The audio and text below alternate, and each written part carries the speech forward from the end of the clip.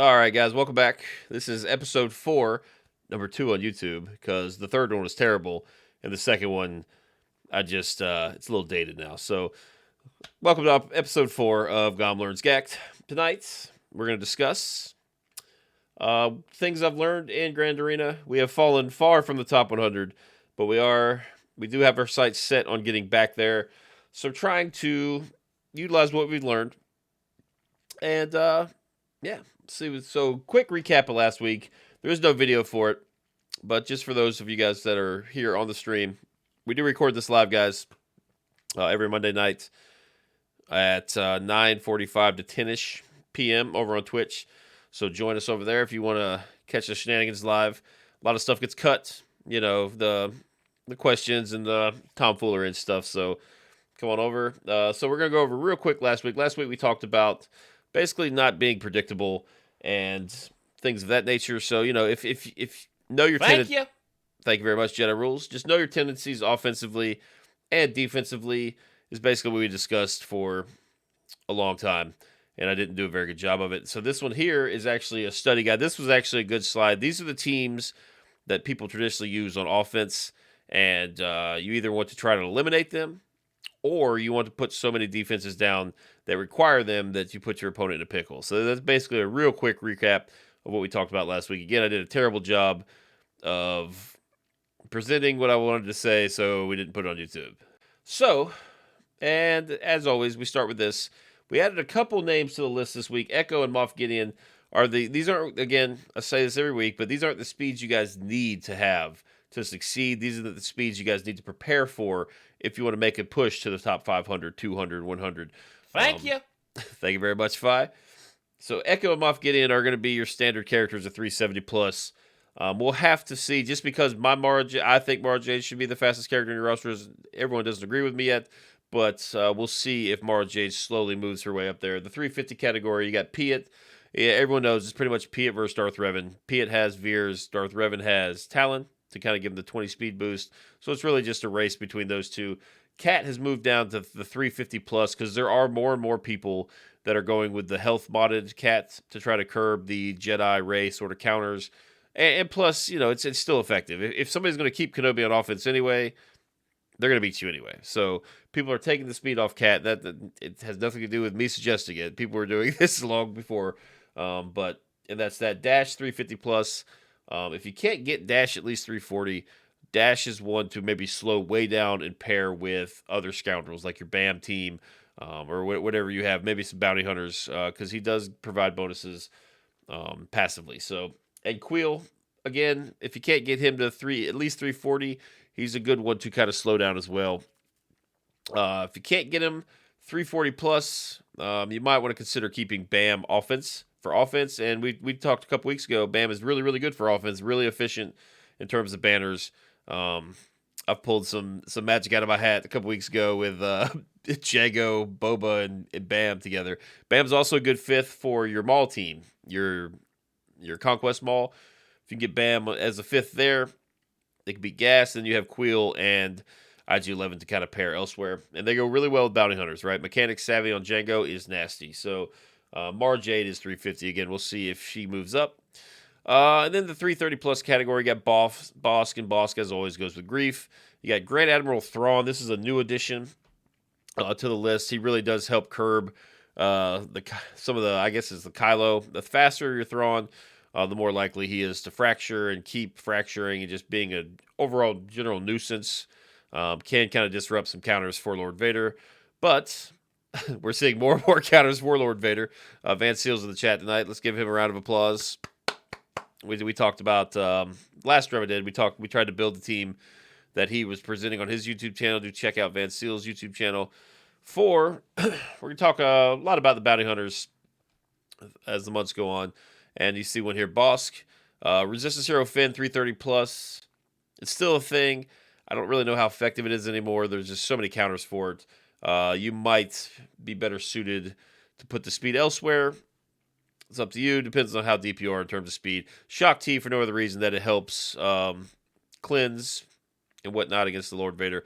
A fast Shock T will do you wonders on a JML team. along with many, many other teams. So, and of course, Zam Wessel 330 plus if you have the Omicron. That's an Omicron Zam Wessel. If you don't have the Omicron Zam Wessel, you got no business making her 330. So, all right. So, other candidates for fast sets. Another one we added this time is Arc Trooper.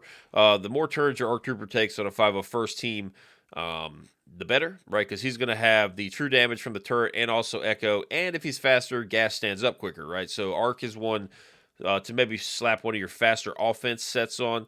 Very, very good character. He's needed for R8, so everyone's got him, or will have him eventually. Really high relic, so really utilize that. And he's probably going to be one of your high relic characters, so make him one of your better characters. B1 is good, especially offensively. A faster B1 I find is more useful, especially countering GLs. So the more he goes, the more healing, that he won't lose his stacks as quickly. So I am starting to move towards a faster B1 over offense oriented. Myself, Cara Dune, CLS obviously, and he'll pair with Han Solo here. You guys can't see that mouse cursor. Geo Soldier is really the facilitator of the Geo team. If you guys have some extra speed, preferably 6E for the ship, throw him on him. First Order Officer, for reasons we talk about every week, one speed faster than Hux. IG-11 is a newer one on the list here, and you're seeing a lot of people speed him up. Just kind of makes it nice, right? Especially with the new leads, with the Boba lead, Scion and Django. You want the characters to be debuffed, and then you want to be buffed. So it's he pairs nicely with that. Queel kind of follows him. So it's a newer thing I'm seeing in the top guilds. All the call guys I fought typically have that. JKA, this is for no other reason than to outspeed the Bad Batch, right? If you got your Qui-Gon Jinn Omicron on defense, without a fast Jedi Anakin or some sort of fast facilitating character on the team, it can be trouble. You just can't stop Bad Batch. It doesn't matter if you got GK, Barris, it doesn't matter. Maul, that's going to be an offense set, of course. Pow is the facilitator on the Mon Mothma team. I know Kyle Katarn goes first and looks cool, but Pow is really the engine of that team. So the faster he is, the better. And then Rex, boring old Rex. We go over this every week, guys. These are your calculations for the pre-meter sort of teams. The example I give every week is BB-8 on a team of 5 droids gives 40% turn meter. So you take 100 divided by 60, and that will come up with your multiplier. Be prepared for these, but at the same time, if you can't meet some of these speed requirements up here, these are good ways to kind of close the speed gap in your roster and give your opponent a harder time. And we have a new this week, and this is actually helped put together from the chat the other night. Okay, this is gonna be a weekly thing. We're gonna keep up with the GAC Omicrons. These will move over time. I presented my initial list. The chat laughed me out of the building on some of them, and we kind of came up with this kind of together. Now, I will say, just because some of these Omicrons are towards the bottom does not make them terrible. I personally don't have much data, and no one really has much data on Director Krennic, Rose Tico, Chief Chirpa, you Ewok lovers. It's really, really good. Chief Chirpa is a really good one. You just really need the pimped out Ewoks, right? So we'll start at the top here. Starkiller, this is going to be as unique. This is the one that provides all the speed, the assisting whenever a Sith ally goes. This the very best Omicron, I think, without a doubt, is going to be Starkiller's unique. And then second is, of course, Zam Wessel. I think these are pretty much the undisputed 1 and 2 right now. Zam Wessel is the most versatile as it is unique, and there's a huge pool of bounty hunters that keeps growing. So Zam Wessel, and everyone's going to have her at R7 eventually, right, for Geo requirements. So you may as well get some use out of her. And her Omicron is phenomenal. Her as a character is still kind of meh, right? But the rest of your team is so much better. And they're just capable of doing so much. And Qui-Gon win here. Now, this is going to be a 3A and 3B. Everyone in the chat the other night, there were some great arguments for both sides. And this is actually, we'll get to that in a minute. But Qui-Gon Jinn, just for no other reason that we have more data on it, is taking the 3rd spot here. And then Versio, of course, with the 4th. And we're going to talk, that's actually going to be tonight's topic, because I have 19 of 20 Omicrons, trying to get a 20th before Grand Arena Lock. So these are the 2 I'm deciding on, and that's what we're going to talk about afterwards. Dash Rendar, prepared for anything. I had this one way further down. The chat convinced me it should be higher. This is very good, but do keep in mind Dash Rendar comes, the it's basically an Omicron for Vandor Chewbacca for most of us. Not many people have a really developed, young Lando, young Han. L3 you have, but L3 is so mandatory, and of course Kira. But it's a very good one if you guys have the components. Very, very good. But he's just so useful, so versatile. I mean, he applies to scoundrels, he applies to bounty hunters, everything he gives prepared to everybody, right? So if you're putting him with other characters, Han and Chewie is what I've been placing him with a lot. A lot of people are doing the same. Put him with bounty hunters, whatever the case is, they can get the prepared, but they can't lose the prepared, right? So it doesn't. His Omicron is essentially worthless, especially if you're pairing him as like a support character, which he's very good at. He's a very, very good character. Good Omicron. Very, very good Omicron. Just does come at the expense of some more obscure characters, right? So, Starkiller's Boundless Force Throw. This is gonna be his AOE, and this the Omicron itself adds an AOE dispel, and when he's unleashed, right? When he's unleashed, that AOE dispel will do ridiculous damage. So you're instead of just dispelling the one character and generating your damage off the one character, you're not doing it for 5. So again, and that's why we'll get to number 8 in a second. But the specials on Starkiller, for the most part, if you're using Starkiller offensively, there's a big chunk of the time where you kind of end the battle dropping the ship, right? And that's the end of the battle. So these specials, while they're good, they're very, very good. Um, they're very situational. I guess these are dependent on what you want to use Starkiller against. Darth Talon actually is going to interrupt the 2 Starkillers. This is one I had much, much higher, and everyone convinced me otherwise. Now, I will say, and Fatal has been doing a good job of it over on the Playbook TV. If you really invest in the Sith Triumvirate, I mean really invest. We're talking R8.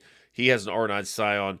Darth Talon really adds a lot to the team. So I think if you have a really developed Sith Triumvirate, you could probably bump this one up to the 5th slot. But for the masses, myself included, I don't have R8 Sith Triumvirate. So, long term, I think this one, I think if we come back in 6 months from now, when R8 materials and even R9 are more readily available, I think Darth Talon's probably going to move up the list a little bit. So, so 8. Force Repulse, so this is the one that adds the healing immunity and buff immunity. And Fatal, again, the other night in the Gambit Roundtable made a good argument for this, that can't come in handy. If you're fighting somebody like Lord Vader, maybe you can't get Kylo down with the ship, it will prevent them from healing, right? So especially in the event of Kylo, once you get to that point of the battle, Kylo's taking several turns. He's got lots of stacks, so he can ramp up pretty quick and be a real nuisance for your team. That healing immunity can save you. So there are uses for the 2 specials here for 6 and 8. But again, me personally, 9 times out of 10, I end the battle when he goes into Unleash and you drop the ship. That's ball game. So that's something to consider. If you guys do not have Starkiller, right, or you're not even where it's close, I would definitely suggest, strongly encourage you guys to at least pocket 20 of them for the unique. I have the Boundless Force Throw. I would probably take that one back, but he's a good character. So. And then Admiral Akbar, Rebel Coordination. This is a leadership. This is a newer one.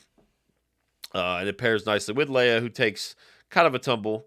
I know Utidi in the chat has been going all in on the Rebels, so hopefully he can give us some feedback on that. This is one, I think Admiral Akbar is going to be a lot more appealing to the newer player, maybe more so than the veteran player, just simply because I'm not sure, and there's very little data on it, but I'm not sure if an Admiral Akbar Omicron team can beat something that you don't already have an answer for, if that makes any sense. Like it could beat something, it could beat a whole lot of stuff, but you probably already have an answer in your inventory for it if you are indeed a very large GP player. Could be wrong there. And like I said, 9 through 13 here, guys, we just simply don't have that much data on. These are newer, obviously less desirable ones. But again, it doesn't make them any worse. They're probably going to be better. They're probably not going to be as good as Zam and Qui-Gon in terms of overall usefulness. But the verdict is still out on these. And this is actually, it's Chief Chirpa. This is for Ewok lovers. This is a very good Omicron. Very, very good. But you need really decked out Ewoks. Provides 100% chance of assisting with a massive damage boost. Wicket hits like a freight train with that Chief Chirpa Omicron. So if it was a little more versatile and applied to more than 5 or 6 characters in the game, this one would probably jump up to 6. If there was 15 Ewoks in the faction, this one would probably be probably 6 or 7. So limited pool to choose from. And we actually did a poll in the chat, and this is what the chat voted for: Rose Tico 11th, Princess Leia, Director Krennic. If you guys have gone all in on Fulcrum, I do think Princess Leia is a little more desirable to kind of pair just the constant buffs she provides. Just Fulcrum should always have at least 3 to snag, and if not many more.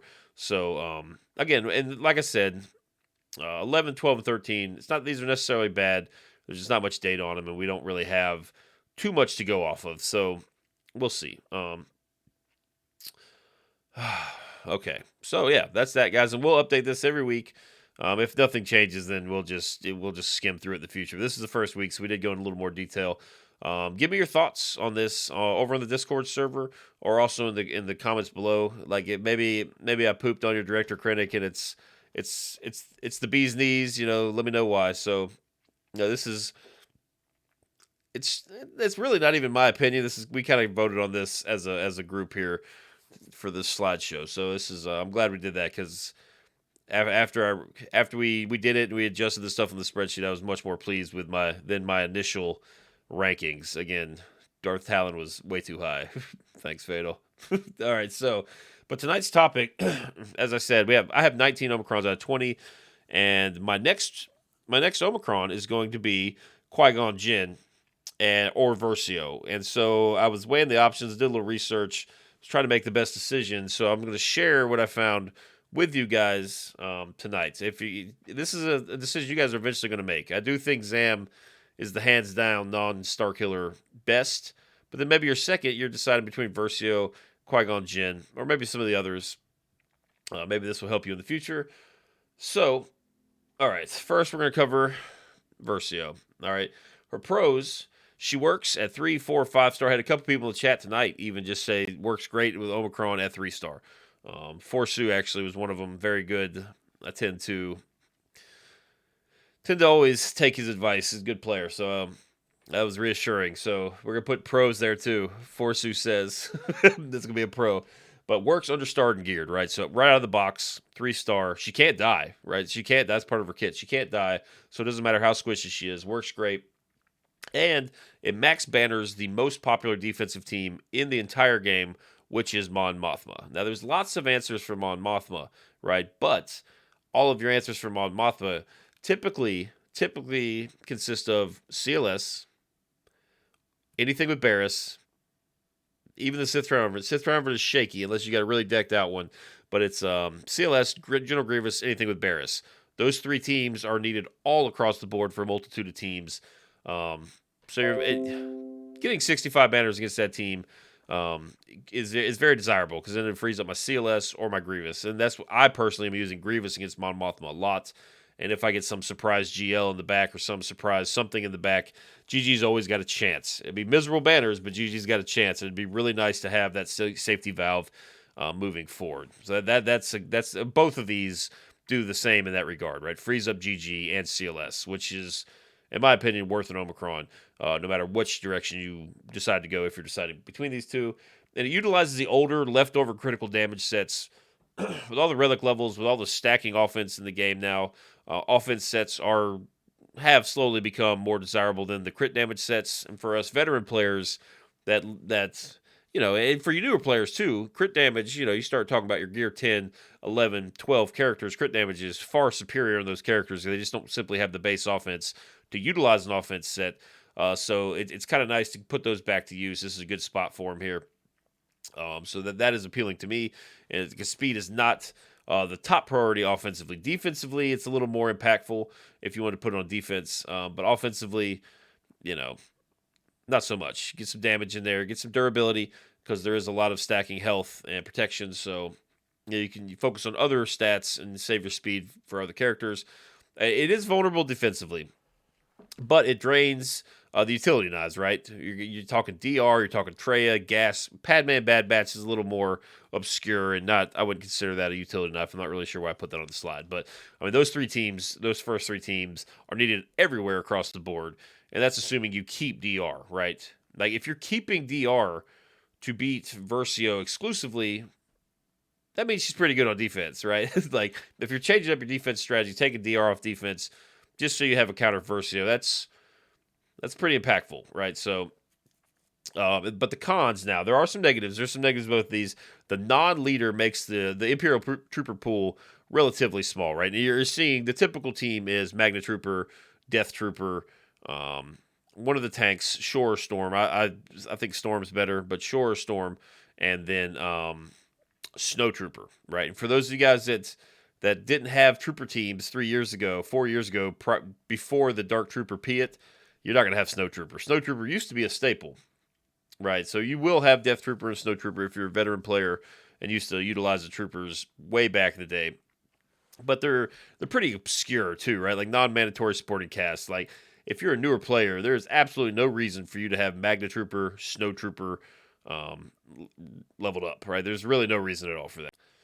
The good thing about Stormtrooper is he will provide protection up with that Zeta to your Imperial Remnants, which unfortunately the only one that's really going to be on this team is Death Trooper, but that's kind of nice because you can't use droids or another leader. Stark is an option, Range is an option, but those are two pretty key parts to the more traditional Imperial Trooper team. So it's really kind of a small pool, and we don't have much data. We don't have much data on what she can effectively beat. I did go through SWGOH. Like I said, beats any combination of Mon Mothma for 65. Slaughters Geos, which is probably appealing to the guys in the lower Kyber divisions and maybe some of the lower GP brackets as well. So that's attractive, right? Because not having, again, it will save your Traya, will save any sort of Darth Vader sort of team that you're using on Geos traditionally. It will kind of free them up, which is nice. But going through, it had about a 75% win rate against CLS, which, I there's no way to tell on GG if it's like a decked out Versio team or if it's a low gear. And then also it had about a 60 to 70% win rate against a GG Nuke team. And there's some other teams scattered in there that, are traditional defenses. But right now we don't have much to go on. So it's going to be a lot of trial and error, right? So if I were to decide on this Omicron, I'm going to have to test against teams, just be the test dummy. So another pro I didn't mention here is that it's relatively future proof, right? Like it might kind of dwindle and not be as effective for a short while, but anytime the developers bring out any sort of characters that attack out of turn, the counter, that assist, I think this team could have some staying power in that regard. So that's going to be Versio. So now we're going to move on to Qui-Gon Jinn. Okay, so we're going to do the same thing here. Now, pros and cons of Qui-Gon Jinn. The good part about Qui-Gon Jinn is he utilizes any group of Jedi, and this includes a lot of your mandatory characters that you have to have an R3 Ayla.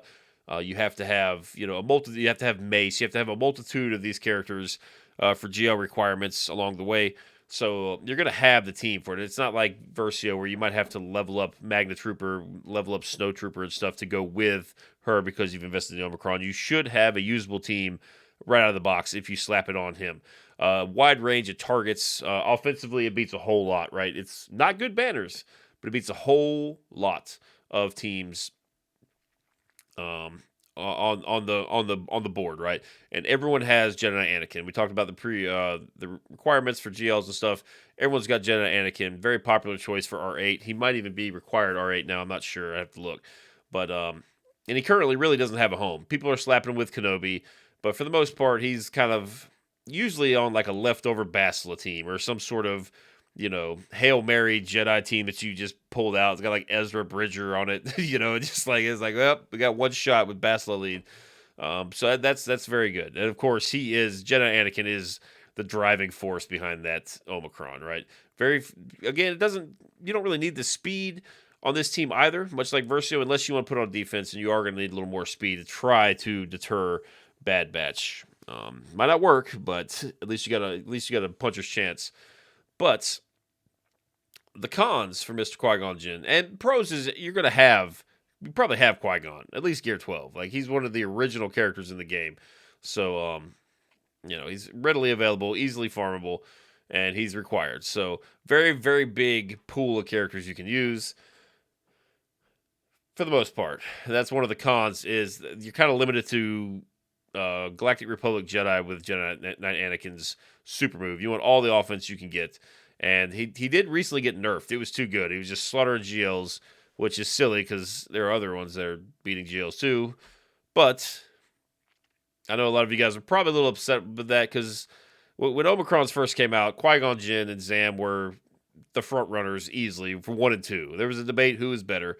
But, a lot of people, and then you could make a debate. It really was 1A, 1B. There really wasn't a clear front runner for best Omicron. He got nerfed, and now I think Zam has kind of taken the reins as the best non-Starkiller Omicron. So, and unfortunately, this is going to be limiting to a lot of the newer players that just simply don't have access to Cam. The best teams do indeed include Cam. Again, with the Galactic Republic bonus, you're getting extra 30 speed out of Cam. And a lot of people are 3-manning with Cam, Qui-Gon Jinn, Jenna, Anakin. So it does, and of course, it's incredibly vulnerable to Bad Batch because no one's placing GG traditional Grievous teams anymore, right? No one's placing, Grievous with Watt. No one's placing the 5 droids. No one's placing GG with Newt. So really, unless you want to use it on like Dash or something, Bad Batch isn't stretched quite as thin as some of the other teams like Treya, like CLS, like Gas, like things like that people use traditionally on offense. Bad Batch is kind of, if you're being sneaky and putting Qui-Gon Jinn in the back, they probably haven't used their Bad Batch in the front, right? So, oops. So that's a big dinger for me. Just not much viability defensively.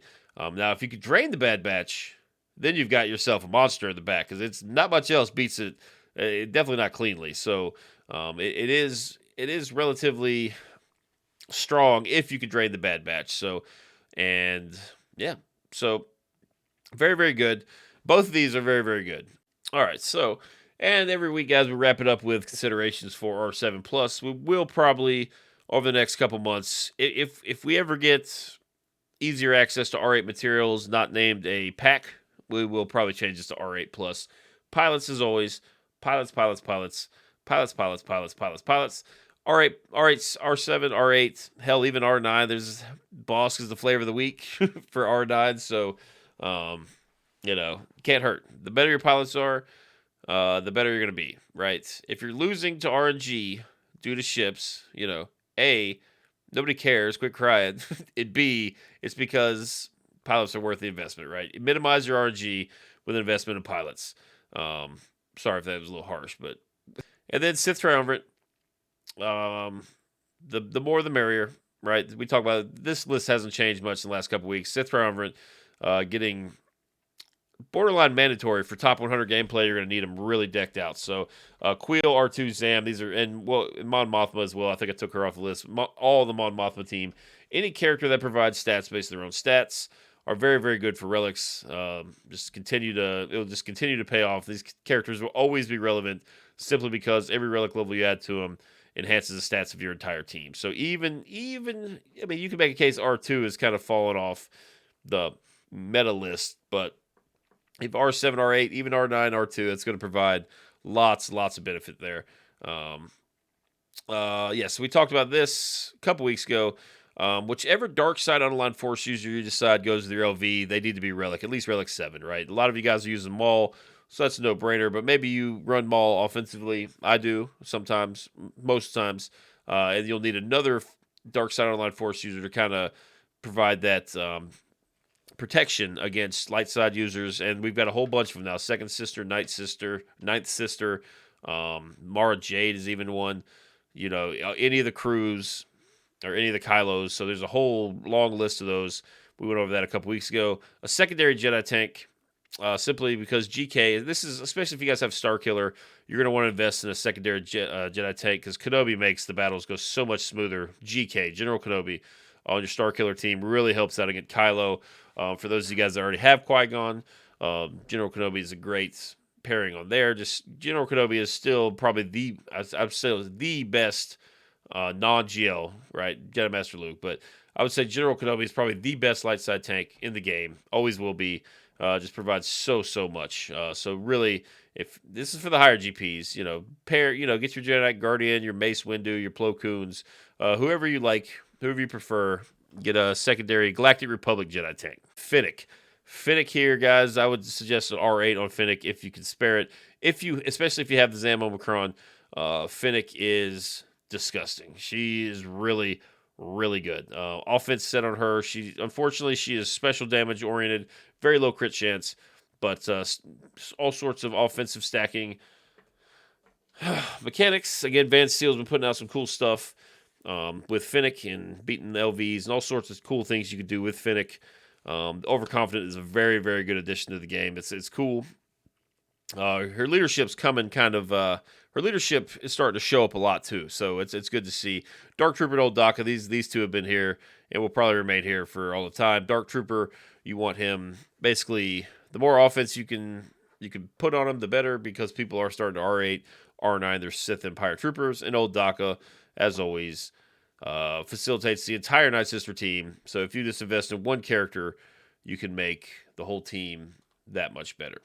So let's go wrap it up, guys. We'll do this again next week. Hopefully we get off to a hot start. We struggled a little bit, been in a bit of a slump, so looking forward to this Grand Arena and kind of brushing the dust off and trying out some new things. So thank you guys all for watching, and we'll see you next time.